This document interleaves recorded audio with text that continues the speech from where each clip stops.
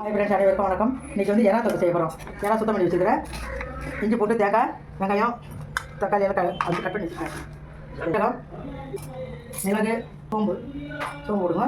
இஞ்சி போட்டு தேங்காய் இது இப்போ வந்து அது அரைச்சி கொடுத்துருவோம்.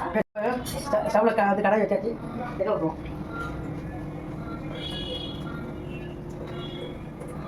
நல்லா சொல்லட்டும். இது எண்ணெய் நல்லா காய்ச்சி வந்துச்சு. சோம்பு போடுங்க, பட்டை இலை,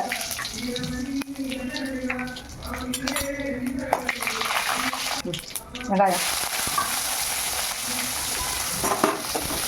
நல்லா கலந்து வரட்டும். வெங்காயம் சீக்கிரம் வதங்கிறதுக்கு கொஞ்சம் கல் போட்டுக்கலாம். தக்காளி போட்டுக்கோங்க. தக்காளி நல்லா வதங்கட்டும். மஞ்சத்தூள் கொஞ்சம் போட்டுக்கோங்க. மிளகாத்தூள், தனி மிளகாத்தூள்.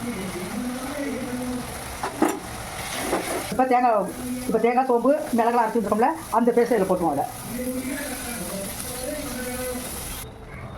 இப்போ வீட்டில் அரைச்ச கரம் மசாலா கொஞ்சம் போடுவோம். உங்களுக்கு கரம் மசாலா தேவைப்பட்டால் நான் வீட்டில் அரைச்சதை வந்து நான் போடுற கமெண்ட் பாக்ஸில் பாருங்கள். இப்போ எண்ணெய் நல்லா பிரிஞ்சு வந்துச்சு பாருங்கள். இப்போ மசாலா வாடையெல்லாம் போயிடுச்சு, எண்ணெய் நல்லா பிரிஞ்சு வந்துச்சு. இப்போ வந்து இறா வந்து இதில் போட்டுருவோம். அதில்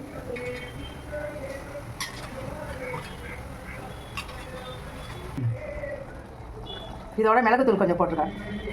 மிளகுத்தூள் போட்டால் அதோட டேஸ்ட் ரொம்ப நல்லாயிருக்கும். மிளகுத்தூள் மேலே கொஞ்சம் ஆட் பண்ணிக்கோங்க. இப்போ நல்லா எண்ணெய் பிரிஞ்சு வந்துருச்சுப்பாங்க. இப்போ வந்து இதில் வந்து கருவேப்பிலை போட்டு ஒரு 5 நிமிஷம் அப்படியே அதை மூடி வச்சுக்கோங்க.